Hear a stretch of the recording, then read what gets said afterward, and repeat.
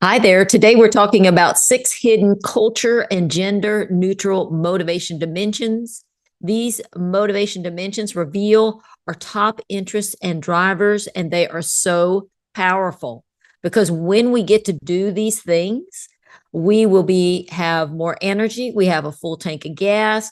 We have high commitment and engagement. And it's like we've given employees the keys to the Ferrari with a full tank of gas. These dimensions about motivation are very practical. They provide a common language for understanding and discussing differences, and they help us benefit and understand the value of different opinions, people who have different priorities, different interests, which helps us understand the value of every relationship. So it helps us in our organization. It helps us as our team. It helps us personally. It helps us intrinsically, it helps us extrinsically, it helps us systemically. It really is a powerful bit of science and information to share, and I'm very excited to share this with you. And we also have a special giveaway with this episode, and so stay tuned for that. It'll be given to the first 50 people who request it, and it has a value of $350. And it relates to the workplace motivators. So we're talking about something that really matters. Everybody should be able to know what puts gas in their tank. And for you to know that for yourself, you then can help others know it. It's super, super powerful. Made a big difference in my life, and I'm eager to share it with you. Michael, hit it. Welcome to the Wake Up Eager Workforce Podcast, a show designed for leaders, trainers, and consultants who are responsible for employee selection and professional development. Each episode is packed full with insider tips, best practices, expert interviews, and inspiration. Please welcome the host who is helping leaders, trainers, and consultants everywhere, Susie Price.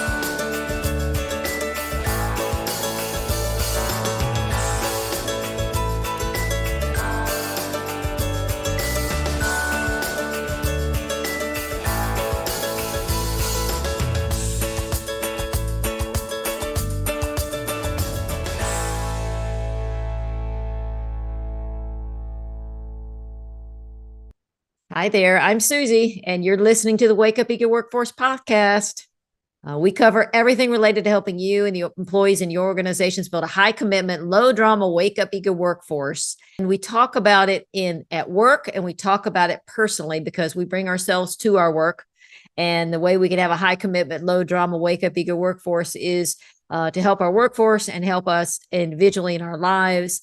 We want to help you make good decisions about your people, good decisions about yourself, good decisions on how you motivate others, how you place people in jobs, how you coach them, and how you serve them.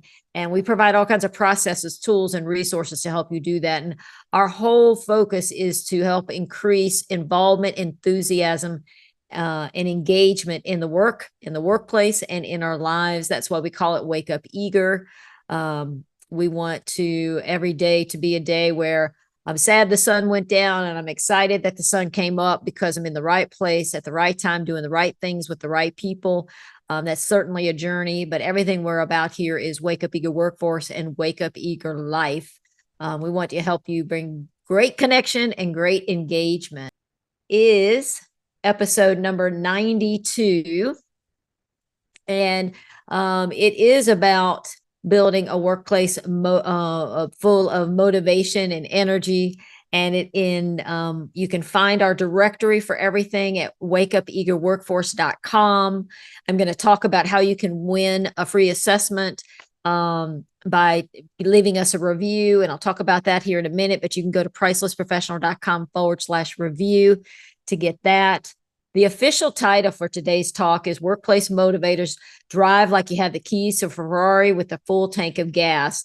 And yes, we are going to cover what I mentioned at the opening, which is 6 hidden culture and gender neutral motivation dimensions. We're going to use those dimensions and this information to rev up your understanding of motivation, energy, and commitment. We're going to use it to accelerate your ability to connect with others, with people who have different views and different interests. We're going to use it to highlight the people you work with and the people around you, highlight their innate strengths. It's a way to empower them and help them feel on purpose and eager. And I'm going to show you how to use these dimensions of motivation in hiring, onboarding, team building, and in managing conflict in this episode today. So the show notes are at pricelessprofessional.com/Ferrari. And that's how you spell that is Ferrari. It's all lowercase, pricelessprofessional.com/Ferrari. So I mentioned that we have a giveaway, and it is for a Workplace Motivators Assessment. And so that assessment is a robust tool, the way we define a robust tool for measuring our top interests and drivers. And so you can take that assessment. I'll give you a complimentary link. And what I'm asking for to receive this $350 value is to leave us a review. And we're going to give away 50 of these. So if you give us a review, you can go to pricelessprofessional.com/review to see how to do that if you're not familiar. And then after you do the review, send me a note and say, hey, I left you a review. I will send you a link to the complimentary assessment. It measures, it will tell you what your top interests and drivers are. You could share it with someone. We'd ask for everybody complete just one. And then it's a 25-page report, and it takes you about 10 minutes to complete it. Once you get the link and you go online to complete it, you'll get it immediately. So you won't have to wait or have any kind of conversation with me. You just get it right away. And then we have a whole program lined up. It's our signature motivators program, and you can go watch a debrief video. And then there's all kinds of self-paced resources that explain your motivators and give you interview questions and show you how to work it and use it on your team, and just all kinds of information there. So you can check out the link that gives all the details in case you're someone who's listening and say, well, shoot, I already have my Workplace Motivators Assessment. Well, you can go use the resources that we are newly created at motivatorsppd.com. So check that out. Again, leave us a review, let me know, and you will get a complimentary assessment up to 50. Okay. So, and when people take the assessment, things that I hear, things that people say is they say things like, wow, that makes a lot of sense. I always knew this about myself. Now I know what to do on the weekends to put my gas back in my tank. Now I understand why I do what I do. Now I understand why Jane and I do not get along. Now I know what I need to do to understand my strengths and use those, and then also figure out, how I cover any potential gaps or growth opportunities.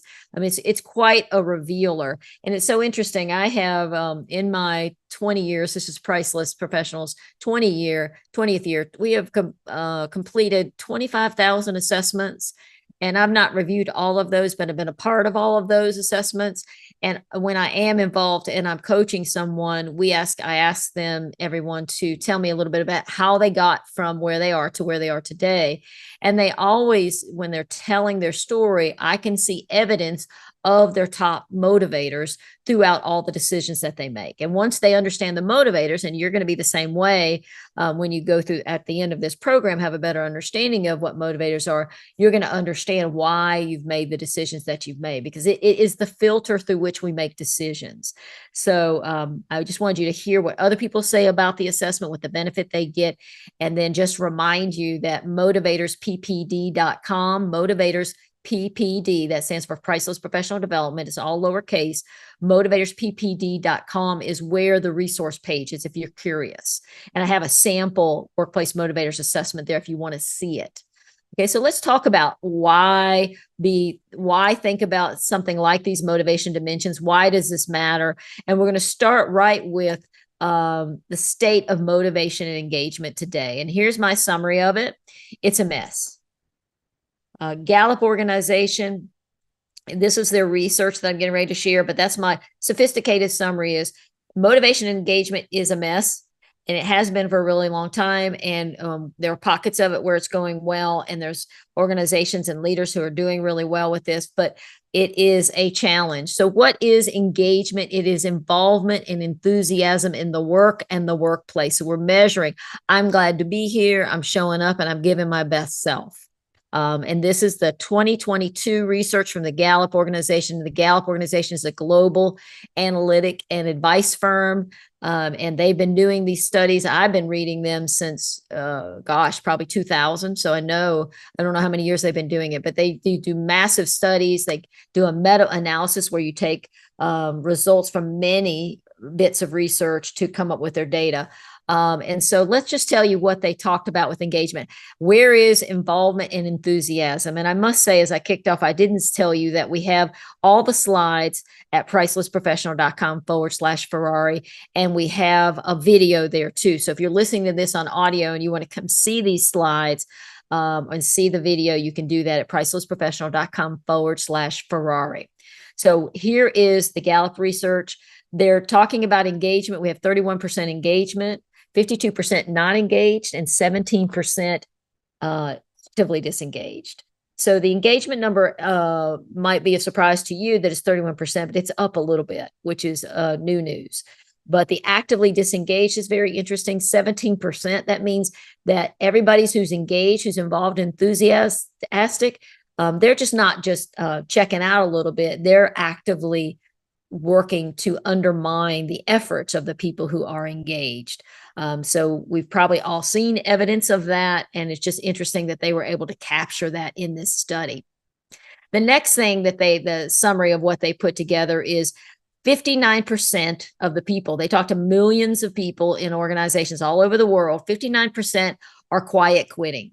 So that means they are just checking out a little bit. They're kind of not engaged. They're not volunteering for extra time. They're not, they're not willing to volunteer for projects. They might have a little bit more absenteeism, use a personal day on a Friday. They're just, they're there, but they're not the involved and enthusiastic. And then you have the loud quitting, which is a lot like the actively disengaged. And they're just not, disengaged or quietly quitting, like, I'm not happy. They're resentful that they're not happy, and they are loud because they are telling people about it inside the organization and outside the organization. And then the last bit of highlight that I want to share from their research last year is 51% of the people on average in organizations are looking for a new job. 51% are actively looking for another role. So what do we do about this? Well, that's what a lot of what we're going to talk about today is. And I'm going to tie the motivation assessment to helping you turn some of that around. What we see is that people are liking, and Gallup talks about this, they like the remote and hybrid option. So they have a little bit more engagement because of that, but they also have higher stress because now they're not getting that sense of belonging. They're not getting that sense of connection. So they're away, and then it's, I'm at home. And while it is less stressful, I'm not on the road. Their lack of involvement is causing some additional stress. So one of the things that they recommend, and we recommend it as well, is have meaningful conversations with your employees. And their suggestion is specifically a weekly one-on-one feedback meeting. And the feedback meeting is more how I would recommend it is short, 15 to 30 minutes. It's the, how's it going? How are you doing? How's it going? What are you working on? How are things with you personally? Let me tell you something great that you did. How can we collaborate? How can I help? And if you make those every week, then they will save up information to share with you, and you will create this connection. And they say it starts with meaningful conversation. It does. And it's very reminiscent of years ago, and maybe they still talk about it today, but it used to be managed by walking around. So, walk around, connect with people, and do that on a regular basis. And the topic of connection is a hot one. And so I want to tell you about, it's hot because people need connection. If you read these numbers, Gallup's been talking about this for ages, but it's connectable is now another way. Let's connect. Let's engage.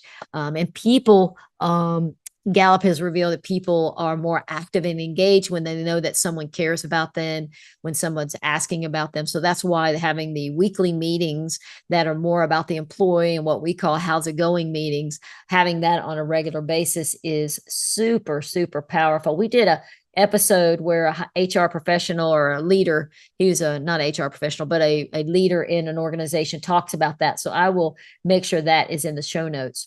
It's a good episode about a how's it going, meaning you can look at the notes. But the book Connectable is on the Wall Street Journal's bestseller list.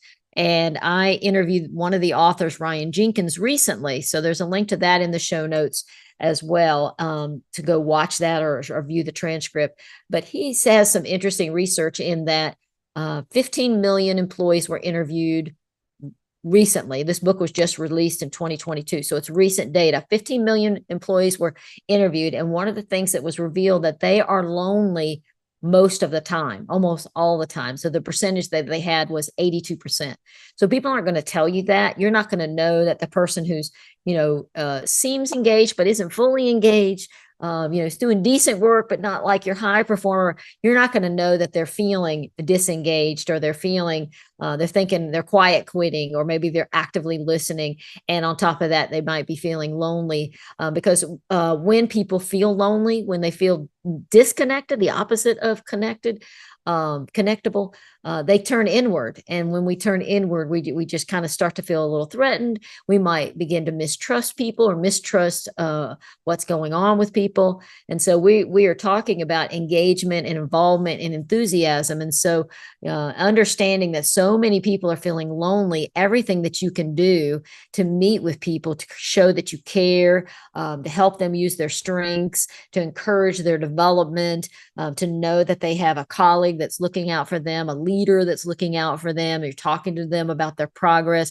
All of that is the personal side of building engagement, that involvement, enthusiasm.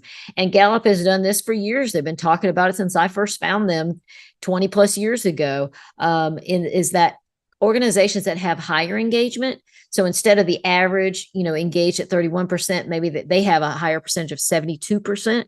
Those organizations have record, and this was what was so phenomenal about Gallup, is these organizations have higher engagement, have higher productivity, higher customer retention, higher customer growth, and better employee retention, and significantly reduce stress on the job. So keep these facts in mind.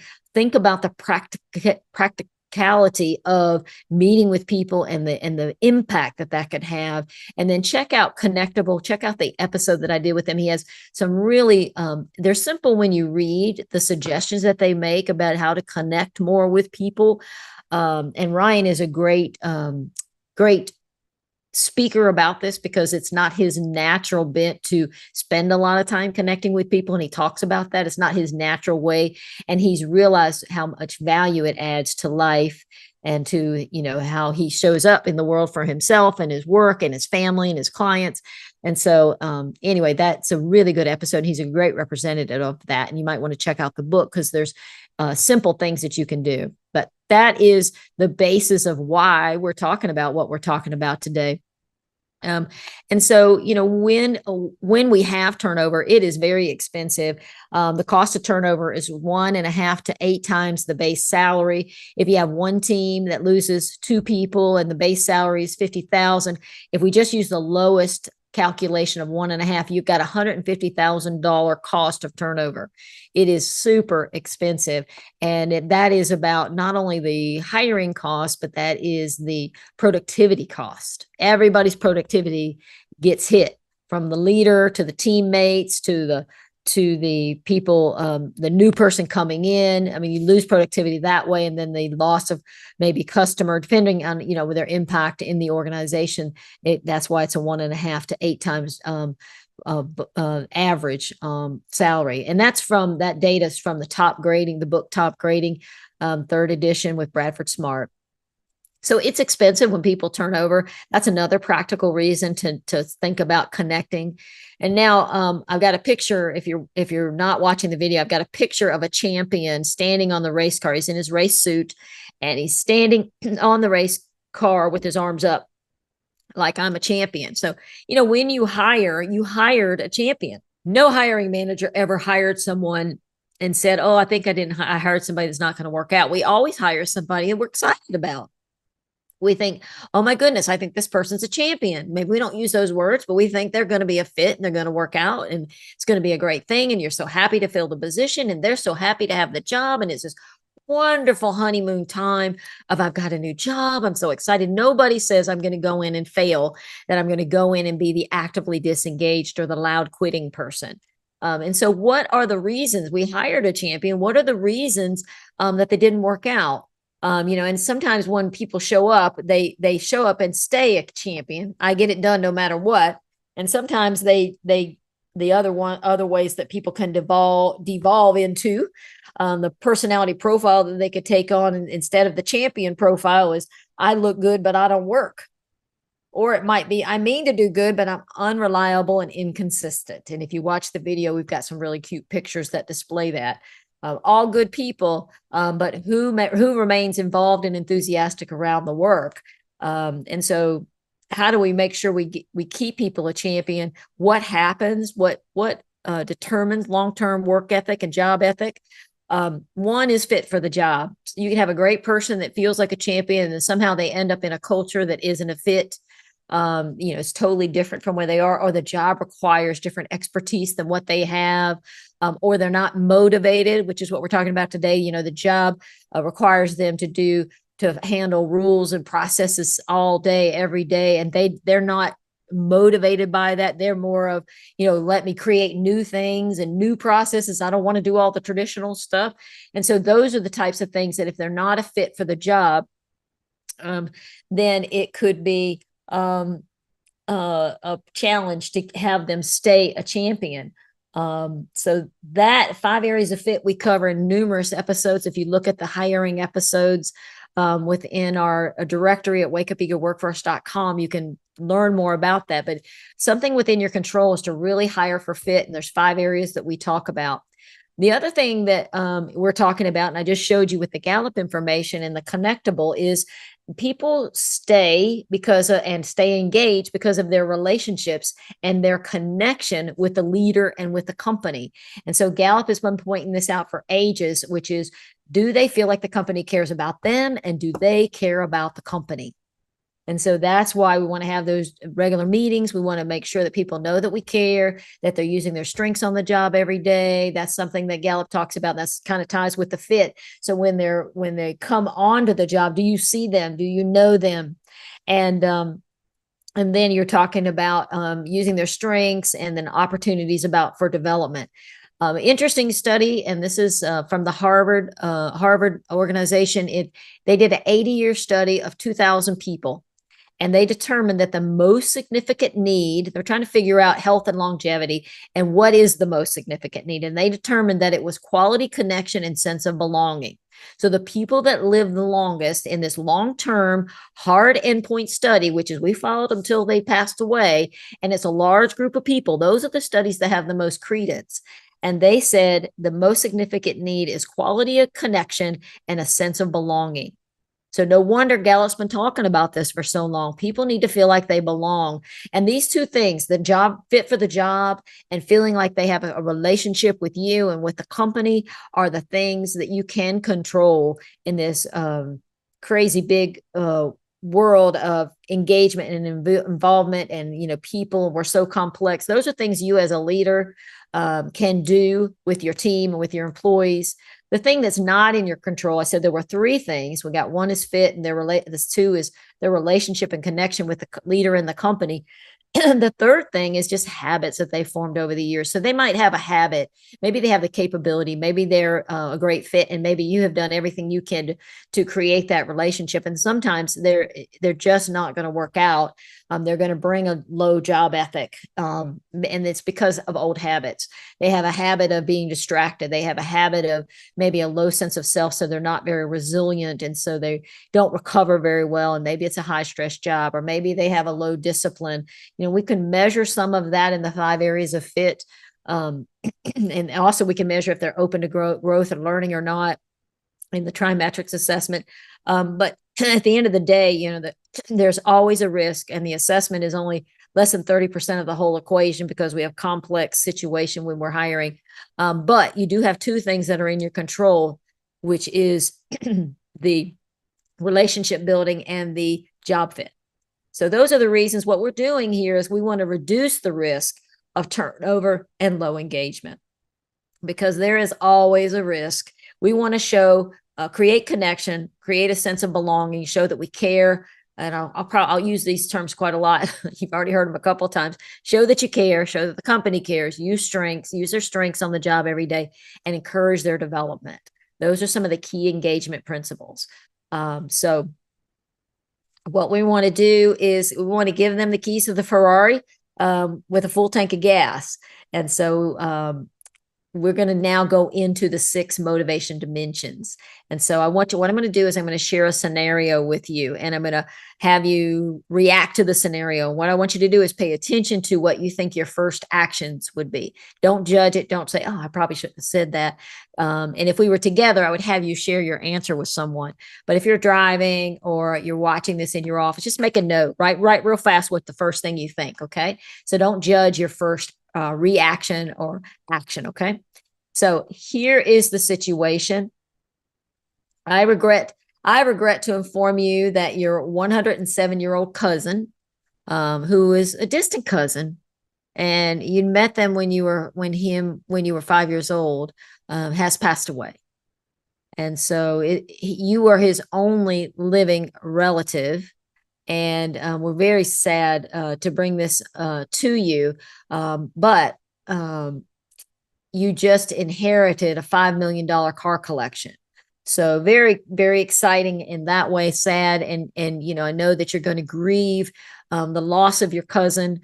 And now you're thinking, okay, what am I going to do after you've grieved and kind of acknowledged that a family member is no longer with us? What are your first thoughts about this car collection? What are you going to do with it?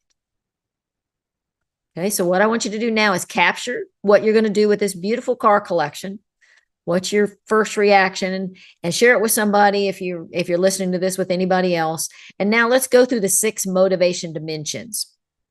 And what are motivation dimensions? They reveal what we're most interested in. It's how we want to spend our time. It's the filter through which we see the world. This is what we think is most important. All right. So if you said that the first one, there's 6 listed on the page here, and I'll read them out. The theoretical is a drive for knowledge, learning, and understanding. And if you have high theoretical as one of your top motivators, then you might have said, oh my gosh, I need to go research what it's like to own a car collection. And then I'm going to need to learn about all these cars, and I'm going to need to talk to other car experts. So your first thought is research and understanding, what to do with the collection. Utilitarian is a second motivator we're talking about, and that's a drive for return on investment. If that's your top motivator, your first action might be, okay, so I'm going to tally up the value of all of these. I'm going to do some research on which ones are most valuable and are going to gain in value, and then which ones aren't. I'll sell the ones that aren't going to gain in value, and I'll just make sure I get a good return on those, and then I'll hang on to the high end ones that are going to grow. And so that's how I'll get the best return on investment. A third motivator is aesthetic. This is a drive for balance, harmony, and form. And so this is the first instinct is, oh, wow, I can't wait to see them. I bet they're beautiful. I'm going to get them photographed, and I'll probably hop in one with the top down and go down the coast and just enjoy the beautiful scenery and just smell the breeze and just enjoy the experience of driving a fast car, a beautiful car. The social altruistic is the fourth driver that we're talking about. This is a drive to help others to remove pain and suffering. A social altruistic's first thought is, oh, okay, I'm going to sell the collection, and I will figure out how I'm going to donate it to, but I'll give it to my nonprofit that I work with on the weekends. And then a couple of family members are struggling. So I'll give them some funds. And then my neighbor is really having a hard time. So I'll probably do that. I might even set up a nonprofit with some of the funds. So we'll see, but all about service. The fifth motivator, I told you there are 6. They're hidden. They're not immediately visible to us. They are gender and culture neutral. The fifth one is individualistic political, and that's a drive to stand out as independent and unique. So this person might have thought, ooh, I'm going to get photographed in some of those high-end car magazines with the famous cars that are in that collection. And then I might join a car I've heard that there's race car clubs, like they have these country clubs for race car drivers. I would love that. And maybe I'll become a hobby race car driver. We'll see. We'll see what's in the collection, but that's what I would do. And then the sixth one, the traditional regulatory, is a drive to establish order, routine, and structure. And so what this person's going to say is, oh, I need to figure out what the standard operating procedures are for owning a car collection. I'm going to call my insurance agent. I'm going to call my tax person. I need to know the implications of all of this. I just need to know, what is the process and what are the procedures. I'm going to get all of that in order. Okay, so you can see, I just slightly acted out the 6 motivators so you can get an idea. Which out of those were you drawn to? Which you said, oh yeah, that feels like me. Or nope, that doesn't feel like me. We're going to go into a little bit more of the motivators, but let me tell you a little bit about what they are. The why we do what we do. I've kind of mentioned all of this. They drive our choices. If we can use our motivator, so if you're high utilitarian and you get to use it 6 days a week on the job, 5 days a week, it creates natural engagement. What's engagement? The involvement and enthusiasm in the work, right? So if I get to do that, I feel more fulfilled because it's my natural strength. It's what I'm interested in. It's automatically important to us. That's why I can ask you the car collection inheritance question, and there's a possibility that what you thought might be a match because it's how we naturally think. It's our filter. It also can be how we judge people. So we think this is so important. If other people don't think it is as important and they are doing their top driver or motivator, we can feel a little judgment around it. And it really helps teams to understand the 6 and understand their teammates because it reduces judgment. It can move to some understanding and some appreciation and value for the different priorities. But it gives you a common language to do that. So, but it can help us understand why we get aggravated with people. And then it can help you. It becomes like your arena of people that you enjoy the most. And when I say it's your peeps. And so one example for me is early 2000, I went to an Association of Talent Development meeting here in Atlanta. And I came home and I can remember I used those exact words. I found my peeps. I told my husband, I found my peeps. I met all these people that were very different, but they were all interested in training and development, and they had high theoretical. Now that I know this language, they had high theoretical in their makeup because we were all living life differently, but we were on the same page. And I'll give you another example is my husband is a car guy. He's a hobby enthusiast. And we are part of a country club here in Atlanta called the Atlanta Motorsports Park. It's up in North Georgia, as AMP for short. And I was at an event recently. It's called Drive Passions, and everybody brings their cars and you drive, and then they have races. And anyway, it's a whole thing.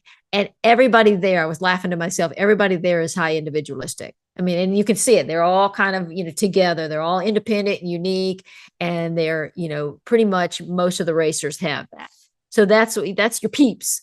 And sometimes when you're in an environment with really nice people and they are all utilitarian and you're social altruistic, you can feel like, okay, I'm not really into the return on investment. I'm not wanting to have those kind of conversations.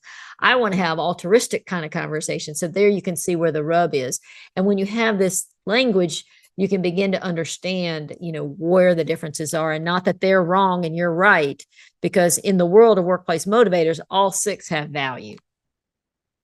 A little bit about the history. Okay, where did this come from? Edward Springer in 1928 wrote a book about, he called it Types of Men, and it's about attitudes, and he has these attitudes that he talks about, these 6 motivators. We call them motivators. Now, he was a German psychologist, and the biggest thing that he was about was he wanted to find a better way to account for the complex expression of the human soul. So he knew that there was more to us. He was a psychologist and he's working with people. He knew there was more to us than these 4 dimensions. And at the time, that was what they used. It was something that was similar to DISC, where they describe people in 4 different ways and said, that's who you are. He said, no, we're more complex than that. There's more. And that's why I love how he said it, the complex expression of the human soul. This is what motivators are. They express what we care about, which comes from within us. And when you talk to people based upon their motivators and what they're most interested in, you notice a difference. So anyway, back to the history. Edward Springer started this, came up with these dimensions. A psychologist, Gordon Allport, created a survey or an assessment, which is the precursor to our Workplace Motivators Assessment. And then the company that I'm partnered with, TTI Success Insights, created the Workplace Motivators Assessment, and they validated it. And they did that in 1998. And it's EEOC and OFCCP compliant. And then I have been working with these tools since 2006, and I'm one of the top partners there in that organization. So that's a little bit about the history and what you do. I'm going to go back through the 6 motivators now and give you more detail. And this is where you're going to want to go to motivatorsppd.com to see these slides. If you want to see, if you go to your motivator, I'll have all the detail that I'm going to share on each of the motivators, or come watch the video at pricelessprofessional.com/Ferrari. But I'm going to go through each of the motivators. And what I want you to do when you're listening to it, if you've taken your assessment, go get it, go get your motivators and look for your 1 and 2. Those are what you're most interested in. And your number 6 is what you're least interested in. And so those 3, 1 and 2, and your 6, and the intensity with which you scored. And there's another graph in there that shows you that. And you'll see that in the debrief video. How strong did you score it? Was it stronger than the rest of the population, or was it within the population scores? But basically, you're going to look for your 1, 2, and 6. And there's no good or bad, as I already said. There's no right or wrong in this world. There's not one better than the other. It's a matter of how you use it. How do you use your strengths? And then, how do you cover any potential overdues? It's not about ability. This is about interest. We're not measuring whether you have the skills to be a salesperson yet, but you do. If you're utilitarian, 82% of all top utilitarian wannabe salespeople are good at being a salesperson because it's a return on investment.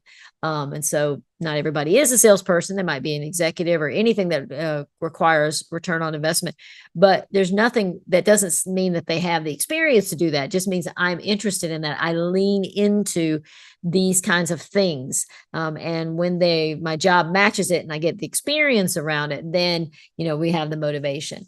Our motivators will reorder. Usually it's nature, nurture. We came in with these interests. We came in as naturally focused on being helpful, or naturally focused on being practical, or naturally focused on the traditions and the rules.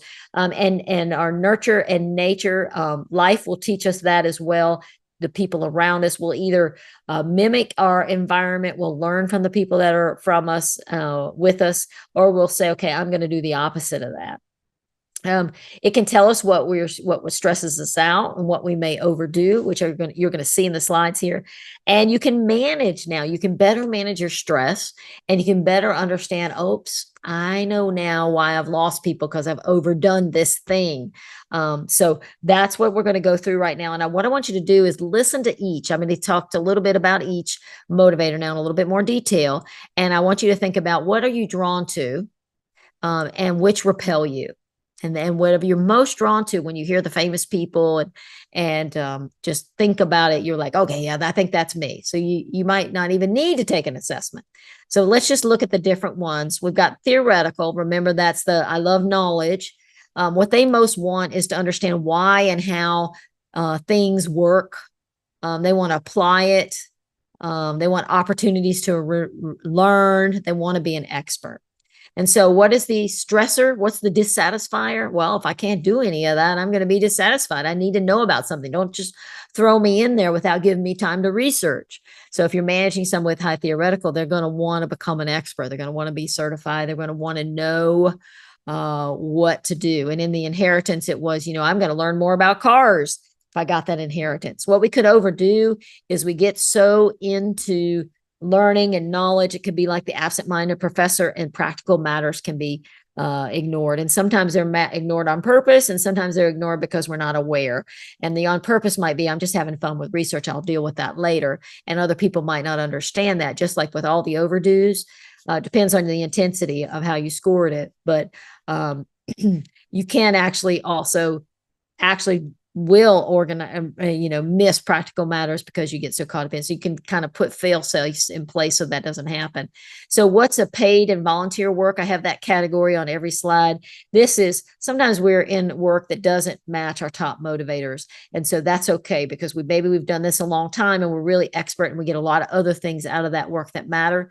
So we talk about paid and volunteer work. So if your motivator does not line up with the work that you're currently doing, what's required on the job every day, then your job is to find time on the weekends and in the evenings to find ways to fill your tank and to do things related to what you're most interested in so that you find that balance. Okay. If there's a way to line up your work with your motivation, you should do that. But we have, complex world and a lot of us don't learn about these things and what we're most interested in until we're already committed into a role. So paid and volunteer work for the high theoretical science, research and development, astronomy, engineering, mathematics, philosophy, journalism, aerospace, think tanks, psychology, anthropology, professor, consultant, famous people, Albert Einstein, Marie Curie, Washington Carver, Maya Bialik, that's the Big Bang Theory. She was Sheldon's girlfriend and wife. And then, of course, she's a scientist in real life, too. So if you didn't know who that is. And then Nancy Drew. So you think about mysteries, very curious. They're trying to figure things out. They're always researching and learning. So you see that as the theoretical. If you were building a race team, since we have this car theme here, if you were building a race team, the jobs that would really match would be the person who needs to know everything about speed, be a speed expert, a race car expert, an engine expert, a technology expert. That would be a match. So that is high theoretical. Does that make sense to you? Does that excite you or does it repel you? Let's go to the next one, utilitarian. And that is a drive for return on investment. What they most want is to impact the business bottom line. They want results. They want an opportunity to optimize things, and they want a return on investment. So what is going to be their dissatisfier or stressor? Investments with little return, meetings that go on too long, not getting to the point quick enough so that they know what the return is on them, wasting their time, energy, resources, not getting paid for the time that they put in or not getting some kind of return for all of that. So salary matters to everybody, but it is a high dissatisfier a stressor factor for the high utilitarian. What they may overdo is because they like to work so much, they may become a workaholic. And so sometimes they will look like a workaholic to others. And it's just because they're happy. They're not stressed out. They're happy working. And then other times they will work too much and not be really aware that they're approaching burnout. So if you're high utilitarian, just be aware of that in regard to pressures from others, or if you love a high utilitarian, that's something that can be overdone and needs to be understood. Some of the paid and volunteer work, economics, sales, like I said earlier, sales, 82% of all top salespeople are utilitarian, economic, finance, supply chain, medicine, dentistry, consulting, accounting, engineering, real estate, construction, trade schools, business management, project coordination, investment banking. Some of famous people, Warren Buffett, Mary Barra, who's the CEO of GM, Jay-Z, started all kinds of great businesses, Sheryl Sandberg, a Facebook executive. And if we have a race team and we're trying to fill a position that would be a high utilitarian, it'd be somebody that maybe sells sponsorships, people in the business office, maybe people in the accounting, people managing the books. They're, focusing on the, return on investment for the organization. Okay. Let's go to does that get you excited and say, oh, yep, that's me? Or does that repel you? Let's go to the next one. That is aesthetic. Aesthetics is the drive for balance, harmony, and form. What they most want is to be creative, imaginative, innovative. They want to create harmonious environments. They want an opportunity for self-actualization. They want to correct imbalances in systems. I was talking to somebody the other day, and they are high aesthetic. It's their number one driver, and they scored it passionate, or I think it was, passionate. So it's stronger than the rest of the population. It's that, oh yeah, I loved correct imbalances in systems. She knew exactly what that was and how that played out for her in her current role. So that is the high aesthetic. A dissatisfier is when there's chaos, when there's a lack of balance. So if you are somebody who has a high aesthetic, you must get outside, you must get rest, you must create everything you can in your personal and professional life for calm and lack of chaos, and then manage it. Do everything you can to do that, and you will feel better. People who are not high aesthetic will be like, okay, the chaos, I don't love it, but I'm okay with it. But it's a bigger impact because it's a thing that they like to create. The lack of chaos. They want balance. What people might see, because they are very highly, what I've seen over the years with many people have great intuition, great instincts.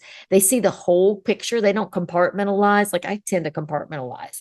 And so the benefit I always see is, oh my gosh, they saw something that I did not even see.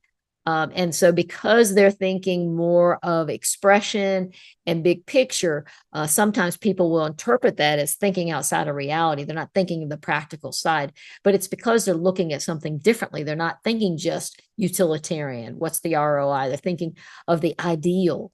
And then sometimes they may also, while they might not be overdoing it, they're just doing something different. Sometimes their overdue can be they're not thinking of the realistic, practical side of it. So that's where they can partner with somebody who's utilitarian. If they understand each other, then, for business results or whatever they need to get done, it will help if they're not, angry at each other for wanting different things. So that's the whole point of all this, right? Some examples, and I see aesthetic in all kinds of roles, but some you might see that speak it and it makes sense is graphic design, marketing and advertising, event planning, culinary arts, architecture, urban planning, environmental design, interior design, photographer, artist, horticulture, landscaping. And this is paid and volunteer work. What I often say to people is if they're not specifically able to do this all the time at work and they're feeling some stress, is go do some of these things, these self-development, put gas in your tank things. Some famous people, Walt Disney, he was the visionary. He saw Tyler Perry as a visionary. Vera Wang is a designer. Frank Lloyd Wright, a visionary, saw things differently. Steve Jobs, he gave the Apple the beauty and simplicity that it has. Jackie Onassis with her style. If you have a race team, some of the aesthetic, if they were going to hire somebody, based on their aesthetic, they would get to spend time thinking about how's the car going to look? How's our marketing going to look? How's it all going to feel? What's our website design? How do we do our social media to get the right image across? So that is high aesthetic. Hopefully you have a better understanding of that now. Is that you? Does that get you excited, or does that say, oh yeah, not me. I don't want to do that 5 days a week. Okay, next is social altruistic. That is a drive to help others, remove pain and suffering in the world. What they most want is an opportunity to serve and volunteer and contribute to the higher good of others. They put others before themselves. They champion social causes. And again, they like to remove pain and suffering in the world. So these are folks that within your organization, I've seen them at all levels. And so sometimes their job doesn't specifically require social altruistic, but they are the people in the organization that other people go to talk to, because people sense this person really is open and will listen with a kind heart and, lack of judgment, and they like to give. And so that's what I see in all the years that I've done this and seen so many people and known about their life. And so they are a great bellwether to tell you when there are processes or procedures or policies that are insensitive to people. Those are the things that are their greatest dissatisfier, because they are paying attention to how do we help people. So listen and pay attention to them. And if you are high social altruistic, you need to use that strength within your organization. One of the overdues is, and it's like all of them, because they love to serve, they're going to serve a lot more than other people. And so sometimes people who aren't as high altruistic may say, well, gosh, they're not doing enough for themselves. So that can be a perception. And then it also can be an overdue where they because they love to give, they sometimes put themselves a little last, or maybe create lose-win, where all the benefits for the other person. So there's, opportunity there. Some paid and volunteer work, nonprofit, education, healthcare, social services, medicine, social work, counseling, therapy, veterinarian, public policy, fireman, police officer, coaching, could be professors. I was on a call recently with someone who's a professor. And that person, as soon as she said, okay, I need to go, I only have a couple more minutes. She said, oh, there's people lined out my door to talk to me. Very popular professor, because she shows she cares. And people are committed to her and the organization because of how she is a professor. So it shows up in all kinds of ways. The best example is Mother Teresa, that she was an extreme example of social altruistic. Sigmund Freud, Ben Carson, Maya Angelou, Dalai Lama, Princess Diana, all people of service. On a race team, if you're hiring somebody or roles that require social altruistic, you'd see someone who is giving support to the driver, maybe coaching the driver. You might have your personal assistant for the driver be altruistic, because you, as a personal assistant, you'd spend all the time trying to help them, be comfortable. Maybe it's on the race team, handle charity events. They would get, excitement around that. A sports psychologist, that's how that might show up on a race team. Okay, we got two more. Is that you, social altruistic, or is it the next one? Individualistic political. That's that drive to stand out, independent and unique. What individualistic political people most want is to be the go-to person. They want to advance things. They want to build connections and a strong network. They're okay and comfortable with being visible and comfortable with figuring out how they can influence others. And they often think outside the box. So they're having new ideas. So because, being a high individualistic political means that you're willing to work long and hard to pull an organization forward, and you're willing to be the face of that organization. They're often spokesperson in official or unofficial role. It might be the spokesperson just for the team, and it might be the official spokesperson for the organization. But that's a lot of work that goes into that. It's not easy being a leader. And so some of their stressors might be, okay, I'm doing all of this because, one, I'm driven to it, and they have a lot of charisma usually. And I found that people are willing to follow me. But when people don't have respect for the position or chain of command, they can be more bothered by that than other people who don't have high individualistic. And so if it's not your thing, you'll be like, well, what are you worried about? It got done. And so to understand the stressor is because of, the driver. And so what it may look like sometimes with high individualistic, like I mentioned, they are very charismatic, or they usually have a lot of charisma. And so people are interested in them. And so people will make them the hero. And so they have to be aware of that. And so it may look like they have a strong desire for power and to control everything, and have be in charge of their own destiny and everybody else's destiny too. And some of that may be true, and it's a good thing, because where would we be if we didn't have some of the famous people like Sarah Blakely of Spanx? And we wouldn't have Spanx if she wasn't willing to blaze the trail. Henry Ford, Sheila Johnson, she's the co-founder of Black Entertainment Television. Tom Brady, Tiger Woods, they're individualistic political. They're out front. So they may overdo that because people look to them to heroes. So they've got to be aware of that, that they don't let their charisma overshadow the other good work in the organization. And so sometimes it's interpreted like, oh, they're power hungry, and we just need to make sure it doesn't come across that way. And we need to make sure we're not power hungry if we have a high individualistic political. So paid and volunteer work, what you often see with that motivator when it's number one or number two, is entrepreneurs, could be political science, public speakers, lawyers that do litigation, where they're visible. In business, just in general, you'll see it. I often see it if I'm talking to an executive team. A lot of people in that room are going to have individualistic political as their top motivator. Broadcasting, so a lot of the people that are visible on the screen. Consultants, venture capitalism, professional sports, leadership, sales, trade jobs, outdoor adventure jobs where you might be, leading teams outside. And I already mentioned the famous people. On a race team, it's probably the driver It might be the team owner. It might be the team spokesperson. So that's high individualistic political. And then lastly is traditional regulatory. This is a drive to establish order, routine, and structure. What the traditional regulatory most wants is the opportunity to follow and enforce rules and values. They want to work within a chain of command, and they want to implement high standards. So the traditional regulatory is going to be your person that says, okay, let me check the process for that. This is the way we've done it. Why do you want to change it? And so they're great at making sure processes and procedures happen. And so when there is a lack of direction or lack of order or structure, they're looking for where's the rule, where's the process, because that's what they value. And it's a very important strength. And so it's a dissatisfier or a stressor when things are all wonky and there's no structure.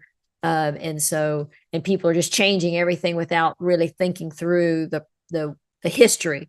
And so they can look very rigid and judgmental because they're saying, and closed-minded because, we should not change things. And sometimes they are being it, and sometimes they're just helping hold the line with somebody who isn't paying attention to this dimension of being, the regulations and the traditions. So the overdue is that closed-minded, judgmental towards others, viewpoints being too rigid. They're either doing it or maybe perceived that way because the other person doesn't value it. Paid and volunteer work for this. People see people in government. You think about the traditions in government. They're very clear. Education, quality control. You've got things you must do. Insurance, religious roles, military, banking, finance, cultural studies, activism, law enforcement, industrial trade jobs, funeral services. All of those things have in common this idea of rules, processes, and procedures that are about doing it right. Some of the famous people: Golda Meir, General George S. Patton, Lieutenant Anita Van Buren on Law and Order. Couldn't get that out. If you watch Law and Order, and I know a lot of people do, so I thought it was a good example. She is the police chief or the head detective on Law and Order. So that she was always the one who was trying to get them to pay attention to the rules and such. Rosa Parks, she stood up for what she believed in. Billy Graham, he stood up for what he believes in. On the race car team, if we were hiring somebody with traditional regulatory, for the jobs that would apply to might be the chief financial officer, might be the person that's in charge of making sure the rules and regulations that they have to follow, which are numerous. There's probably a whole team of people who are doing that, paying attention to the car rules, the race rules, all of that detail for the team. So that is the 6 hidden. They're not hidden to you anymore. You know what they are. 6 motivators. So I want you to think about which ones match your interests. I want you to consider taking the assessment. And we have 50 that are free as part of this podcast to the first 50 people by leaving us a review and let us know about it. But meanwhile, go look at motivatorsppd.com to learn more about each of those. I've given you hopefully a very thorough overview on this. Words don't teach, though. Life experience teaches. So whatever you resonated with, ponder it, pay attention to it, do more of it, see what happens. Do you start to feel a little revved up? Is your motivation, accelerated? I'm using all those car words, right? Do you have more gas in your tank? Words don't teach, life experience teaches. So you have to kind of play around with this and see where it makes sense and see what your top interests are. Motivators in a practical way provide a common language for understanding and discussing differences. It is a game changer when you're thinking about valuing people and understanding, helping people get what they need on the job to be successful. And so it goes back to connecting with people. It goes back to seeing people for who they are. And as on a team and in an organization and as a leader, it's imperative for you to understand that people have different opinions and they have different ways of seeing the world. They have different filters. So it's another kind of diversity. And this tool and this information can help you understand the value of every relationship. People that you thought you didn't like, you might start to enjoy them a little bit more when you see them through the lens of them using their strengths. And that's definitely a journey. We don't go from, I'm totally irritated with somebody to, okay, I think this is fantastic. It's a journey, but you can move out of judgment to understanding, and from understanding to some valuing and appreciating. It's a journey, but this language can help. Want to tell you an example of a team leader who learned about these. His name is Nathan, and his top motivators were the return on investment and the which is utilitarian economic person, and the political leader, which is the guy with the team leader with a lot of charisma. And he, a lot of times we see that combination. It's a hero or a tyrant. So he was definitely a hero. His team adored him. They had a very effective team. And so he took the assessment, and he was really enjoyed understanding how sometimes it could look like it's all about him, and made some adjustments there to understand that. And that was happening a little bit, not necessarily his fault, but now that he's aware of it, he can manage that. So the whole team is getting visibility, and not just him all the time. And, just really aware of how hard he pushes people, because he was so high utilitarian. And so that was very, very helpful. And then he said, let's have my team take it. And so on the screen here, you'll see a workplace motivators wheel on the right that lists the 6 motivators that we just went through. And it shows the top motivators, the top 2, and the number 6. And then we have a little talent tracker that we've created for Nathan that was a summary of his team. And so he started applying it. And what he realized is that a couple of the people had their top motivators, were what he is least interested in. And so the regulatory and the knowledge leaders, so the theoretical and traditional leaders that were working, this was an executive team that were working with him, were kind of, he cared about them, but he found their approach annoying at times because they weren't the things that he was most interested in. So the beauty of the tool is that he was able to help, to bring them in more, ask them, assign things to them that were a better fit for what their strengths were. He began to appreciate the differences as opposed to being a little bit frustrated with them. He gave them more opportunities to use their strength, and he created even more trust on the team, a stronger team, more involvement, more enthusiasm. So it's a great way to use the tool. There's some exercises for teams, and one of them is employees discussing what their energizers are and what their stressors are, and that can really help a team understand each other. What he did was the delegation proclamation, is what we call it, leaders delegation proclamation. He reviewed everybody's motivators and just how to adjust tasks and projects. They still had the same roles that they were responsible for, but started to adjust or adapt to how he managed them, different projects and opportunities that he gave them based on their top motivators. And so that's how that started to change. And then you can really use it for resolving conflict. We have a whole process around that. And you have people share their viewpoint, and then you begin to understand, what each person wants from the other, and discuss potential fixes of how you'll work together. It's very powerful. So a lot of great value for this on a team. And then the report has some pages in it that allow you to do your own reflection. We have the debrief video at motivatorsppd.com to look at, and then we've got a memory jogger card, but also the actual assessment has some places where you can create an action plan, and you can think through your report and digest it by going through each of the pages, and it guides you through that. So a lot of good information there that doesn't require outside facilitation. Now, I promised I'd show you how to use this for a lot of things, and we've hit a lot of the areas that I mentioned: team building, conflict resolution, engagement. But now I want to talk about it for hiring. And one of the biggest mistakes that organizations and individuals make about hiring is they think, well, I'll just find a person with a good attitude and I'll train them, because you can train anybody to do any job. And so the funny picture, if you can see it right now, is a puppy, a big puppy, sitting at the driver's seat, with his hand on the steering wheel. You can't train him. He's a great guy, great puppy, but you can't train him to do that job. And it's the same thing. And the more I'm in this work, and the more I understand the dynamics of people and what it takes to have engagement, and that you can measure job fit, you've got to find people who are a fit and they match it. And so, we need to make sure that the gas in tank, what the job is going to reward matches what the candidate is most motivated by.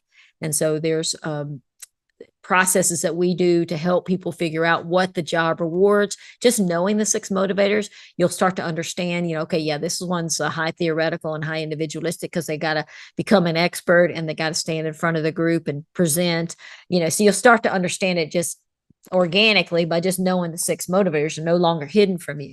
But you need to make sure if you want the champion that you hire to stay a champion, that their motivators match what the job rewards. And so I want to tell you about one champion that we got to know about. Her name was Chris. She was the director of finance, and she was in a big organization, and she was thriving and doing a great, great job. And so she had an opportunity to go to the nonprofit arm of the business. They started a foundation of this big company, and they needed somebody to do some of the finance in the foundation to get it started. And so she's doing the role now, and she's really her drivers are theoretical. So she likes to learn and come up with new ideas. And in the fast growing organization, she was really using that in her director of finance position because she was looking for the new tools, and she's very, very practical. So return on investment type tools that would help the finance department because they were growing and adding new people. And so the foundation was brand new. And so she was thinking, I don't know why I'm not enjoying this. I'm still a champion, but I'm feeling like I'm in a strong race car with no gas. So she's feeling like she was just like, okay, I don't think I can last here. I don't want to stay here. I'm not enjoying this. It's the same company. I don't understand why it's different. So we went through the 5 areas of fit, and we cover this more in other episodes, but we talked about how she drives, so her personality style and the behaviors that were needed on the job. Well, they matched what the job needed, so that was similar. We're trying to pinpoint, where is the mismatch? Because she couldn't define it. She just knew that she did not like this role as much as she liked it when she was in corporate. So we looked at roads traveled and future plans. We use, of course, a car analogy to talk about these. This is, your background and experience and where you want to go. She still wants to be with that company. Her background and experience, she knows her stuff with being the director of finance and everything financial that she needed to know. So that was not an area where the uncomfortable level was. We looked at her personal skills. We had a trimetrics assessment for her. And we were able to figure out, the things that she needed. She had strength in, and her manager had given her feedback that those things were strong leadership, interpersonal skills, being able to manage the team, all of that was a fit. And then we talked about where she's parked, and that is culture and team. So what's the organization like? What's the culture? How would you describe it? Is that where the rub is? And then what is the team, who manages you, who you're managing? And she started to say, well, that's where I feel funny. I don't feel like a duck in a pond anymore. When I was at corporate, I felt like I belonged there. And here I feel kind of like out of the loop. I've had some tension in some of the executive team meetings, where I'm thinking we ought to come up with this new idea, and they're saying, no, this is the way we need to do it. And then we talked about gas and tank. So what does the job reward? And what in the conversation, it didn't take very long. The conversation was probably less than 30 minutes, and we got to it. And she was not clear before then. It's like, okay, it's gas and tank. It's that the job needs somebody who's going to do all these regulations and set them up and make sure everybody follows them. They need kind of the policeman, for the foundation because it's brand new and they're not doing anything new. And it just didn't match where her greatest interests were, what her filter is, which is come up with new ideas. It was, we got to do things, the basics. And so the good news is we were able to help Chris make a change and get back over to corporate. They did not lose an employee. It helped the foundation figure out, okay, their profile for hiring needed to be different. And Chris is a champion in a strong race car with a full tank of gas now, and she's continuing to grow within the organization, and it all worked out. But it's a great example of the 5 areas of fit when you don't have this piece that we're talking about today be a match. And then in that case, it was very powerful. So I have some interview questions that I want you to use. They're on the screen here. If you go to motivatorsppd.com and you scroll down to the middle, you'll see a list of the motivation interview questions. And there's, I think, about 100 of those. But the 5 that I wanted you to use are, and I want you to use them by every candidate, whether you ever use an assessment or not, but you're going to ask them what jobs did they like the most. Please share specific examples of what you enjoyed. What jobs did you enjoy the least? Please share specific examples of what you disliked. Give specific examples of past environments you work best in. Give specific examples of past environments that did not work well for you. What responsibilities would you like to avoid in your next job and why? So what do you think about those questions? They're all the same question asked 5 times. Right. And so what it does is it gets them talking, gets them telling you, you can get a lot of information from that. And if you're listening through the lens of, okay, what does this person want to do? It's going to reveal their top motivators. You'll get an idea. And you're also listening through the lens of, what does the job need in order to be successful? They need, so if they need, for example, with Chris's, they need a traditional regulatory, and everything she talks about is, yeah, I don't want to be the policeman about the processes. Then you're going to know, and I really want to, I love coming up with new ideas and new processes or new ways. You can listen to all of that and figure out whether they're a match, but go look at the motivators related interview questions. And they're really only 30 plus motivator related interview questions. I said 100, but there's about 30 of those at motivatorsppd.com. Make sure you use those 5 that I just described. So I've talked a lot about what the benefits are to build of understanding workplace motivators, but at the end of the day, it helps you include the viewpoint of others, helps you understand what other people care about. It helps you communicate better. It helps you in hiring, it helps you in team building. It helps people become more engaged because you're helping people do what they're naturally interested in. You're working with them to use their strengths. So powerful, powerful, powerful. So I want to share a quote with you. It's one of my favorites. We're about to come to a close here, but it's from Dr. Hartman, and I've done many episodes around his work. He's the founder of the science of axiology, and he said this statement in the 1960s. He shared it with Nationwide, Siemens, Alcoa, Volkswagen, and he was talking about what I'm talking about today and what Gallup's been talking about forever. And here's the quote. And I want to see if it touches you the way it does me, that especially the first time I heard it. He says, at a base level, we wonder, what am I here for in this world? Why do I work for this organization? How can this organization help me fulfill my meaning in the world? How can I help this organization help me fulfill my meaning in the world?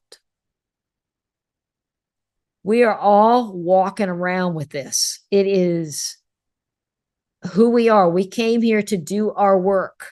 What am I here for in this world? If you can think of your interactions with people and think about everybody, look around right now, everybody you're seeing, we're all wondering this. What am I here for? Why am I here? And how do I get what I want and what I need to fulfill my meaning? So the motivators is just one great way to put yourself in other people's shoes. Oftentimes we operate, we don't mean to do this. It takes some awareness to not do this, is we operate, well, I love this, so you should too. But the next level of that is, it's the platinum rule, which is, let me put myself in their shoes and help them get what they want. Let me understand their race car. Let me understand what puts gas in their tank. And then see it, appreciate it, even if it is the exact opposite of what you would do. See what they care about and help them do more of it with no judgment and with an open heart. And I'm getting a little emotional. That's what this is about. This is not judging people for wanting something different, understanding what they want and helping them get it. And sometimes they can do it in your organization, sometimes they can't. But at the end of the day, you're tuning into who they are as a human. And there's something really beautiful about that. That's why Springer years ago in the 1928, when he figured this, it's the complex expression of the human soul. And so this is a big piece of that. And I want you to be able to find that and understand that and use it. We can use motivators throughout the entire employee life cycle, hiring, onboarding. Think about, new hires are deciding whether they're going to stay or go in the first 90 days. So what would it be like if in the first 90 days their manager, who's super busy and usually shows up the first day, but maybe they don't see for weeks, or maybe very little every week, after that is, met with them 3 times or so and talk to them about who they are and what they're interested in and how's it going. We have a little agenda for that to help people go use these kind of tools in onboarding. How about on the team? You think about Nathan's team and how much better that got. Leadership development, succession planning, conflict resolution. You can use it throughout the employee life cycle. So there are 6 motivators. They are the key to the Ferrari with a full tank of gas. I hope I've done a bit of a sales job on this for you today, and that you understand it, appreciate it, and can get some use out of it. There are 6 motivators: theoretical, utilitarian, aesthetic, altruistic social, individualistic, and traditional. And, life is just better when we're aligned with what we're most interested in, and then we get to do those every day. And so we want the involvement and enthusiasm and engagement in an organization. And so, you think about those numbers that we started out with, that is abnormal. It's high numbers right now, and it seems normal that we have so many people that are actively disengaged and just disengaged. Only 30% are engaged, 31%. And we got so many people that are quitting or actively, quietly quitting, or actively looking for another job. So we want to say that involvement, enthusiasm in the workplace could be normal, should be normal. And so, what can be normal for your team is to have enthusiasm. What can be normal is the team is enthused. They have a full tank of gas, and so they're laughing a lot. They're happy. They're working together, even though they're different. What can be normal is to feel strong, sure, confident, and secure in who you are, because you know what you care about, and you wrap your life around that, and you understand where you're coming from, and you understand where other people are coming from. And when they're wanting something different from what you want, it doesn't make you feel insecure. It makes you understand just who they are, and helps you feel confident in what you're focused on. It helps you have energy at the end of the day. That's what we want, is for you to have that and say, oh my gosh, I had a good day. I'm looking for more good things to do. And because you're feeling your gas tank is so full, when you're with other people, you have the patience and the interest to hear about what they're doing and how they're doing it.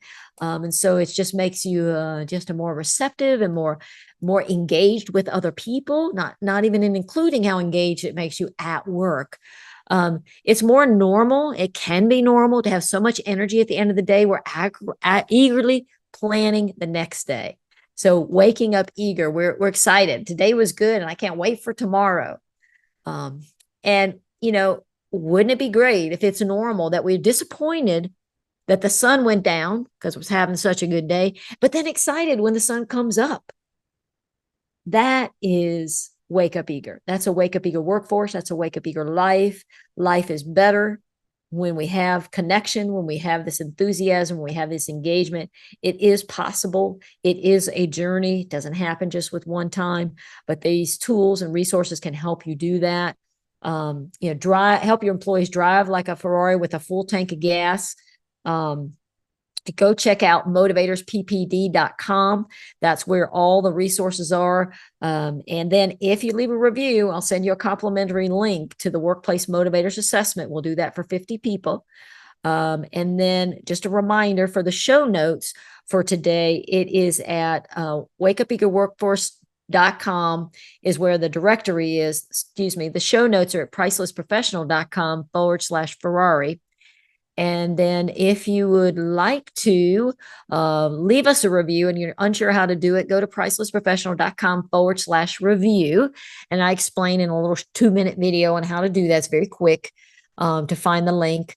And then you send me a quick note, and you can go to Susie at pricelessprofessional.com, send me a text, 770-842-2669.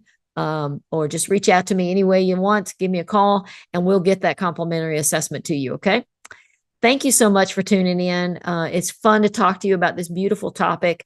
I have had the opportunity to use this assessment so much in people's lives that it is meaningful to me to be able to put it out there to the world so that other people can benefit. It's changed my life. I'm having a wake up eager life, and it's not always been that way. And it's not a static position, it's something we work on. But it is so more prevalent than it had been before I knew all the things that I get to learn and share about here, and especially this workplace motivators and understanding where they are and how they work, and helping me help others be more engaged, helping myself be more engaged, having more patience and appreciation for others, and just valuing everybody. So thank you for tuning in. Look forward to hearing from you. If we can help you in any way, reach out. Take care.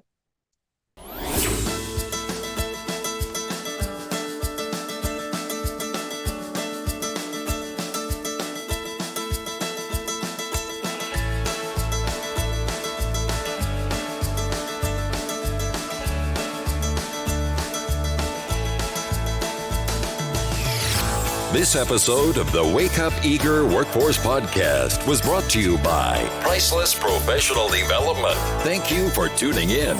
If you enjoyed today's show, head over to pricelessprofessional.com to gain access to more professional development resources.